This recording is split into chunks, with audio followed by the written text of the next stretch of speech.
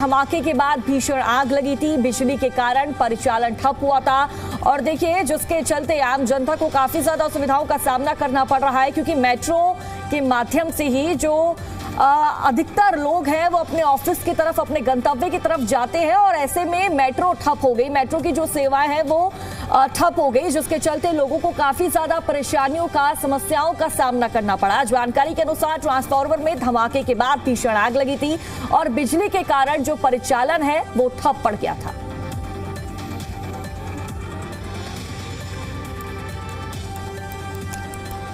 तो जानकारी के अनुसार देखिए बिजली के कारण परिचालन ठप हुआ था। गुरुग्राम से खबर है, मेट्रो सेवाएं गुरुग्राम में बहाल कर दी गई है।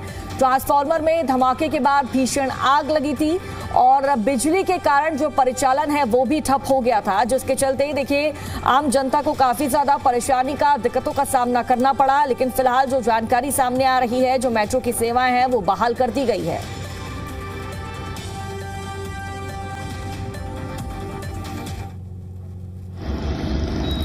तो दो तस्वीरें आपके सामने हैं, ये देखिए गुरुग्राम से तस्वीरें आपको दिखा रहे हैं और दूसरी तस्वीर आप देखिए जब बिजली के कारण जो परिचालन है वो ठप हुआ था। और ज्यादा जानकारी साझा करेंगे संवाददाता देवेंद्र भारद्वाज हमारे साथ फोन लाइन पर जुड़ चुके हैं। देवेंद्र, मेट्रो सेवाएं बहाल कर दी गई है, क्या जानकारी? देखिए बिल्कुल, कल जिस तरह से ट्रांसफार्मर में धमाका होने के बाद कहीं न कहीं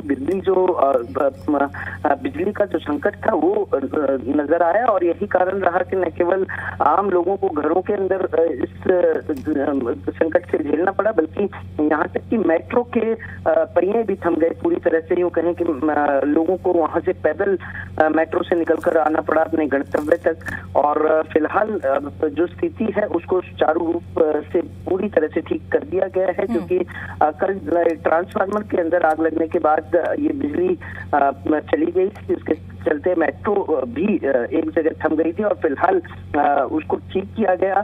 हालांकि लगभग 1 घंटे के करीब मशक्कत करनी पड़ी बिजली विभाग के कर्मचारियों को और उसके बाद ही मेट्रो चल पाई, लेकिन लोगों को भारी परेशानी उठानी पड़ी। और अब जिस तरह से लगातार एक तरफ आसमान से बरसती हुई आग और दूसरी तरफ बिजली संकट निश्चित तौर पर लोगों के लिए एक बड़ा परेशानी का सबब बना हुआ है। बिल्कुल देवेंद्र, अब फिलहाल मेट्रो सेवाएं बहाल कर दी गई है, लेकिन कितने घंटे का वक्त लगा मेट्रो सेवाओं को बहाल करने के लिए? क्योंकि ऐसे में लोगों को काफी ज्यादा परेशान होना पड़ा। सुबह का वक्त है, लोग अपने गंतव्य की तरफ जाते हैं, उनको काफी ज्यादा देरी भी हुई है।